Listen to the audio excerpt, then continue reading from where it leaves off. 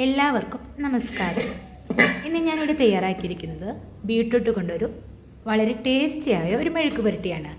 അതിനായിട്ട് ഞാൻ 3 ബീട്രൂട്ട്, ചെറിയ 3 ബീട്രൂട്ടാണ് ഞാൻ എടുത്തിട്ടുള്ളത്. അതിൻ്റെ തൊലിയൊക്കെ കളഞ്ഞതിന് ശേഷം നന്നായി കഴുകി അതിനെ അരിഞ്ഞെടുത്തിട്ടുണ്ട്. ബീട്രൂട്ട് കഴിക്കാനായിട്ട് ഇഷ്ടമില്ലാത്തവരൊക്കെ ഉണ്ടെങ്കിൽ ഒന്നെങ്ങനെ ഉണ്ടാക്കി നോക്കൂട്ടോ. അതിനായിട്ട് ഞാനൊരു സവാള, 3 പച്ചമുളക്, കുറച്ച് വെളുത്തുള്ളി, കറിവേപ്പില എന്നിവ എടുത്തിട്ടുണ്ട്. അപ്പം ഞാൻ ഇത് തയ്യാറാക്കുന്നത് മൺചട്ടിയിലാണ്. അതിനായിട്ട് ചട്ടി അടുപ്പത്തേക്ക് വെച്ചതിന് ശേഷം ചട്ടി ചൂടായപ്പോൾ വെളിച്ചെണ്ണ ഒഴിച്ച് കൊടുത്തിട്ടുണ്ട്. ഇനി വെളിച്ചെണ്ണ ഒന്ന് ചൂടായാൽ ഞാൻ അതിലേക്ക് വെളുത്തുള്ളി ചെറുതായി ഒന്ന് ചതച്ചതിന് ശേഷം അതിലേക്ക് ഇട്ട് കൊടുക്കുന്നുണ്ട്.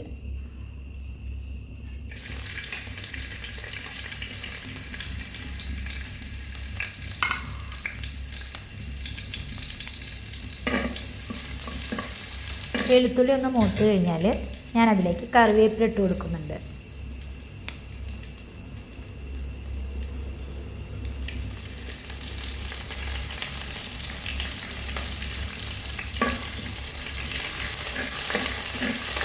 ഇനി ഇതൊന്ന് നന്നായി ഇളക്കി കൊടുത്തതിന് ശേഷം അരിഞ്ഞിട്ട് ഒരു സവാളയും അതുപോലെ തന്നെ 3 പച്ചമുളകും അത് ഞാനിതിലേക്ക് ഇട്ട് കൊടുക്കുന്നുണ്ട്.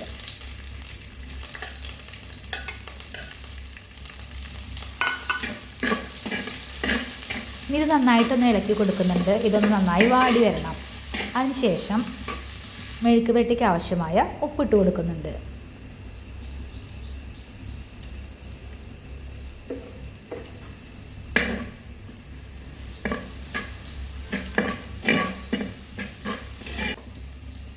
അപ്പോൾ സവാളയൊക്കെ വാടി വന്നിട്ടുണ്ട്.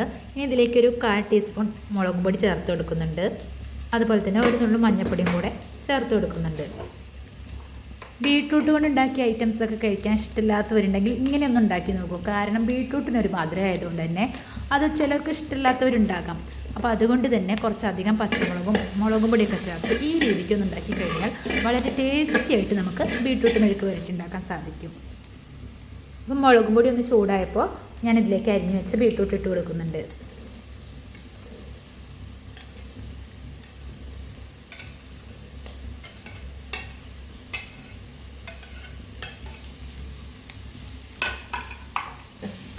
ഇനി ഇത് നന്നായിട്ടൊന്ന് ഇളക്കി യോജിപ്പിച്ച് കൊടുക്കുന്നുണ്ട്.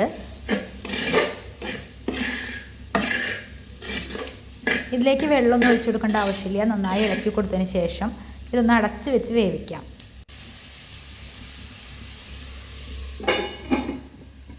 പിന്നെ ഇടയ്ക്ക് നമുക്ക് അടപ്പ് തുറന്നിട്ടൊന്ന് ഇളക്കി കൊടുക്കാം. വെള്ളം ഒഴിക്കാതെ വെച്ചതുകൊണ്ട് തന്നെ ഒരു 2-3 പ്രാവശ്യം നമുക്കൊന്ന് ഇളക്കി കൊടുക്കാം അടപ്പ് തുറന്നിട്ട്.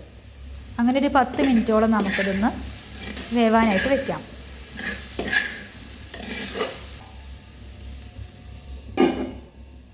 ഇപ്പോൾ ഏകദേശം 10 മിനിറ്റൊക്കെ കഴിഞ്ഞിട്ടുണ്ട്. ഇനി നമുക്കിതൊന്ന് തുറന്ന് നോക്കാം. അപ്പോൾ ബീട്രൂട്ടൊക്കെ വെന്ത് കഴിഞ്ഞിട്ടുണ്ട്. അടപ്പ് തുറന്നതിന് ശേഷം നമുക്ക് ജസ്റ്റ് ഒന്ന് ഇളക്കി കൊടുത്തിട്ട് ഒന്ന് യോജിപ്പിച്ചെടുക്കാം. അതിൽ കിടന്നിട്ടൊന്ന് മുരിപ്പിച്ചെടുക്കാം. കണ്ടില്ലേ? അപ്പോൾ അടിപൊളിയായിട്ട് നമ്മുടെ ബീട്രൂട്ട് വെന്ത് കഴിഞ്ഞിട്ടുണ്ട്. ഫൈനലി നമ്മുടെ ബീട്രൂട്ട് മെഴുക്ക് പുരട്ടി റെഡി ആയിട്ടുണ്ട്. ഇനി നമുക്ക് തയ്യാറാക്കിയ ബീട്രൂട്ട് മെഴുക്ക് പുരട്ടിയെ സെർവിങ് പ്ലേറ്റിലേക്ക് മാറ്റാം. അപ്പോൾ നമുക്കിത് ചോറിൻ്റെ കൂടെ സൈഡ് ഡിഷായിട്ട് കഴിക്കാൻ പറ്റിയ ഒരു കിടിലൻ ഐറ്റമാണ്. ഞാൻ പറഞ്ഞില്ല, ഇഷ്ടമാവാത്തവർക്ക് പോലും ഇഷ്ടമാവുന്ന ഒരു റെസിപ്പിയാണിത്. അതുകൊണ്ട് തന്നെ നിങ്ങൾ ഒരു പ്രാവശ്യമെങ്കിലും ഇതൊന്ന് പരീക്ഷിച്ച് നോക്കണം. എന്നിട്ട് നിങ്ങളുടെ ഫീഡ്ബാക്ക് അറിയിക്കണം.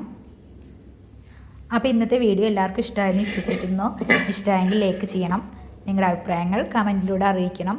അതുപോലെ തന്നെ ദയവ് ചെയ്ത് എല്ലാവരും ഒന്ന് സബ്സ്ക്രൈബ് ചെയ്ത് സപ്പോർട്ടും കൂടെ ചെയ്യണം. ഇനി പുതിയൊരു റെസിപ്പിയുമായി അടുത്ത വീഡിയോയിൽ കാണാം. അതുവരേക്കും Tata, bye bye, thank you.